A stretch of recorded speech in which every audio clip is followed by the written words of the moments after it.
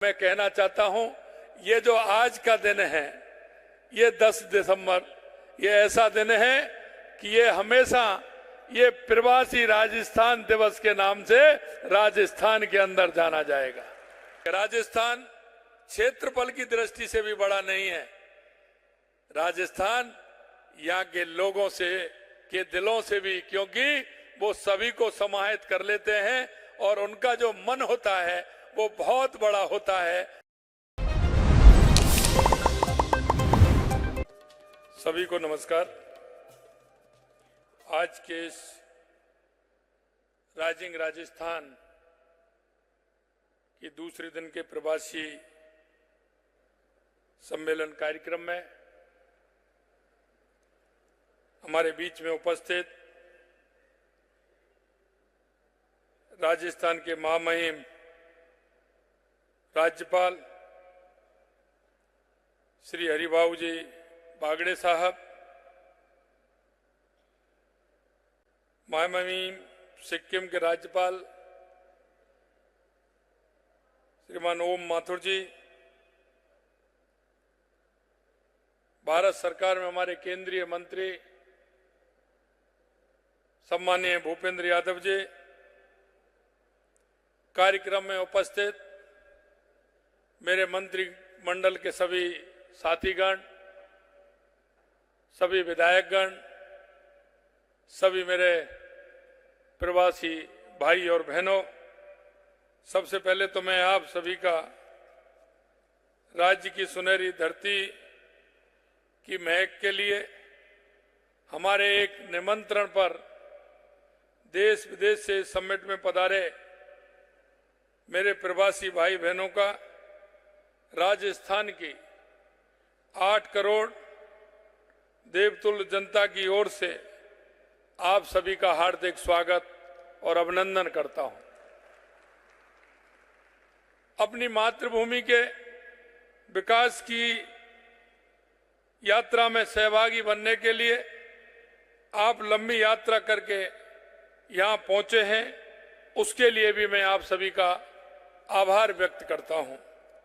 आपकी ये यात्रा सामान्य यात्रा नहीं है, ये एक संकल्प के लिए की गई यात्रा है और हम सबका एक ही संकल्प है कि राजस्थान को विकसित राजस्थान, खुशहाल राजस्थान, उत्कृष्ट राजस्थान, देश का सिरमौर राजस्थान बनाने में हम सभी एक साथ जुटे, ये मेरी आपसे कल्पना है। मेरे सामने विराजमान अनेक भाई बहनों को मैं व्यक्तिगत रूप से भी जानता हूं। मेरी निवेश यात्रा के दौरान देश और विदेश में आपने मुझे जो स्नेह और समर्थन दिया, उसके लिए भी मैं आपका आभारी हूं। आपने अपनी मेहनत, कर्मठता और लगन से देश दुनिया में जो प्रतिष्ठा कमाई है और अपनी सफलता से राजस्थान को गौरवान्वित किया है, उसे मैंने अपनी विभिन्न यात्राओं के दौरान महसूस किया है।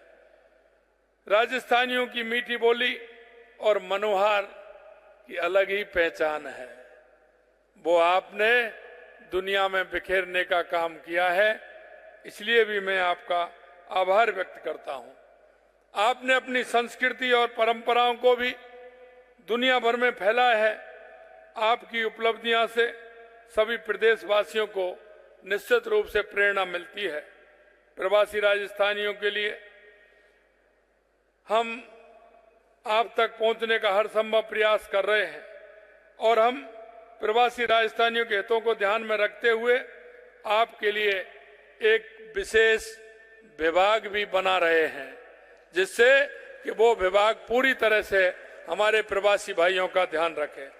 यह विभाग प्रवासी राजस्थानियों के व्यवसायिक और सामाजिक प्रयासों में सहयोग आदान प्रदान करेगा और राजस्थान में शिक्षा, स्वास्थ्य, पर्यटन और नवाचार जैसे प्रमुख क्षेत्रों में प्रवासी राजस्थानियों की विशेषज्ञता एवं संसाधनों का उपयोग भी करेगा।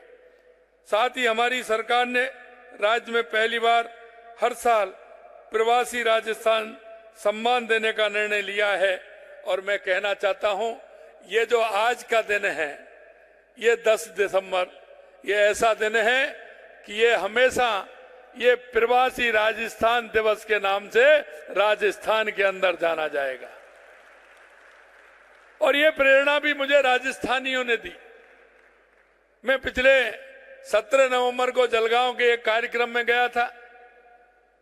मुझे पता नहीं था वहां इतने हमारे मारवाड़ी भाई हैं। उन्होंने जो कार्यक्रम किया और उस कार्यक्रम के बाद उन्होंने एक संकल्प लिवाया और मेरे से भी कहा कि यह 17 नवंबर हम जलगांव में हर साल प्रवासी राजस्थानी सकल समाज के द्वारा मनाएंगे और आपको 17 नवंबर को यहां आना है। उस दिन उन्होंने उस जलगांव में 17 नवंबर को प्रवासी कार्यक्रम का नाम उन्होंने दिया है। और आज मैं हमारे देश और विदेश से जो हमारे मारवाड़ी भाई हैं, ये 10 दिसंबर हमेशा प्रवासी दिवस के रूप में मनाया जाएगा। आप सभी को आमंत्रित किया जाएगा, आपकी उपस्थिति भी उसमें होगी। राजस्थान में रहने वाले आपके परिवारों को यदि किसी तरह की कोई समस्या आती है तो उसके लिए हर जिले में सिंगल पॉइंट कांटेक्ट बनाया जाएगा, जिससे किसी भी तरह की कोई परेशानी आपको नहीं हो। मुझे विश्वास है कि इन प्रयासों से हमारे प्रवासी भाई बहनों को अपनी मातृभूमि से और अधिक मजबूती से जोड़ा जाए। आज इस प्रवासी राजस्थान कॉन्क्लेव में हम सब एक साझा संकल्प और साझी सोच के साथ एकजुट हुए हैं। हम आप सबको मिलकर राजस्थान को एक अग्रणी और आर्थिक शक्ति बनाना चाहते हैं। मैं एक बात और कहना चाहता हूं कि राजस्थान आज विकास की नई ऊंचाइयों को छू रहा है और इस प्रगति में आपकी भूमिका अत्यंत महत्वपूर्ण है। आपकी सलाह, आपके अनुभव, आपके निवेश और आपके योगदान से हमारा राज्य समृद्ध दुनिया के मानचित्र पर प्रमुख स्थान पा सकता है। हमारी 8 करोड़ की आबादी उत्पादकों और सेवाओं के लिए एक बड़ा बाजार उपलब्ध करवा रही है। यह आबादी उद्योगों के लिए कुशल श्रम शक्ति का स्रोत भी बन रही है। राजस्थान का उत्तर और पश्चिम भारत के प्रमुख बाजारों में सीधा जुड़ाव रहा है। हाईवे का तीसरा एवं रेलवे का 5वां सबसे बड़ा नेटवर्क, 7 प्रमुख हवाई अड्डे और दिल्ली मुंबई फ्रेट कॉरिडोर राजस्थान को परिवहन के लिए अत्यंत सुविधाजनक स्थान बनाते हैं। भारत का सबसे बड़ा राज्य राजस्थान अब बड़े अवसरों की भूमि बन रहा है। आज इस अवसर पर मैं सभी को यकीन दिलाता हूं कि हम राज्य की अर्थव्यवस्था को 5 साल में दोगुना मतलब $350 बिलियन करने का संकल्प लेकर पूरी तेजी से कार्य कर रहे हैं, क्योंकि राजस्थान में संभावनाएं अपार हैं। इसलिए मैं कहना चाहता हूं राजस्थान में अक्षय ऊर्जा में अग्रणी और सौर एवं पवन ऊर्जा उत्पादन की अनुकूल स्थितियां हैं। यहाँ प्रचुर मात्रा में भूमि उपलब्ध होने के साथ ही वर्ष के 365 दिन सूर्य की कृपा भी हमारे पास रहती है, इसलिए हम इसमें भी बहुत आगे बढ़ेंगे। राज्य में हम अक्षय ऊर्जा उत्पादन को वर्तमान 30 गीगावाट को आगामी 4 वर्षों में बढ़ाकर 125 गीगावाट के लक्ष्य को प्राप्त करने के लिए व्यापक प्रयास कर रहे हैं। इस क्षेत्र में निवेश से एक तरफ पर्यावरण को फायदा होगा, वहीं दूसरी ओर लाखों लोगों के लिए रोजगार के अवसर भी पैदा होंगे। राजस्थान पर्यटन की दृष्टि से भी एक ऐसा राज्य है जहाँ राजस्थान का हर कोना अपनी समृद्धि, धरोहर, प्रकृति, संस्कृति, विविधताओं का दर्शन करवाता है। यहाँ वाइल्ड लाइफ, वेलनेस, वेडिंग एवं धार्मिक पर्यटन के बढ़ने के कारण होटलों की मांग तेजी से बढ़ रही है। हमने रिप्स 2024 में स्टैंडर्ड सर्विसेज पैकेज के तहत इंसेंटिव के लिए पर्यटन में निवेश की न्यूनतम सीमा 50 करोड़ रुपए से घटाकर मात्र 10 करोड़ रुपए कर दी है। राजस्थान में प्रति वर्ष करोड़ों देशी पर्यटक आते हैं और यह संख्या बहुत तेजी से बढ़ रही है। राज्य के कई क्षेत्रों में जैसे खाटू श्याम जी, सालासर जी, ताल छापर, सरिस्का, रामगढ़, बिसदारी जैसे क्षेत्रों में तत्काल होटलों की आवश्यकता को देखते हुए आप में से इच्छुक निवेश इस तरफ विशेष रूप से ध्यान दे सकते हैं।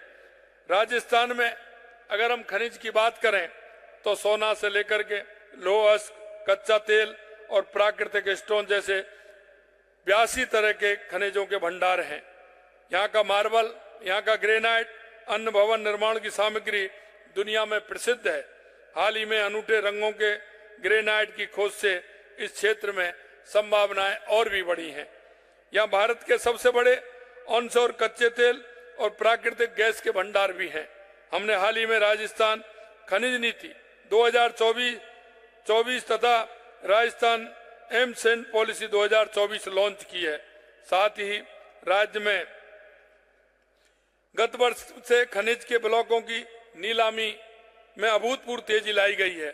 आप राज्य में इस क्षेत्र में उपलब्ध असीमित संभावनाओं में निवेश कर राज्य में विकास की इस नई यात्रा के भागीदारी बन सकते हैं। शिक्षा और अन्य क्षेत्रों में भी आपने देखा होगा आईआईटी, एम्स, आईआईएम, बिट्स जैसे प्रमुख संस्थान के साथ 88 विश्वविद्यालय राजस्थान को एक विश्व स्तरीय शिक्षा तंत्र को बनाने के लिए सक्षम बनाते हैं। हम निवेशकों को इस क्षेत्र में भी भागीदार बनने का निमंत्रण देते हैं। आइए आप ऑटोमोबाइल, इलेक्ट्रॉनिक्स, इंजीनियरिंग, वस्त्र, चिकित्सा उपकरण, रक्षा उपकरण, खाद्य प्रसंस्करण, डेटा सेंटर जैसे क्षेत्रों में भी निवेश के लिए बेहतर अवसर हैं। आप जानते हैं कि राजस्थान की मिट्टी में एक विशेष ताकत है और इस ताकत को एकजुट करने के लिए अब एक अनुकूल माहौल भी है। और मैंने कहा देश के यशस्वी प्रधानमंत्री नरेंद्र मोदी जी ने भी कल जिक्र किया था कि राजस्थान क्षेत्रफल की दृष्टि से भी बड़ा नहीं है।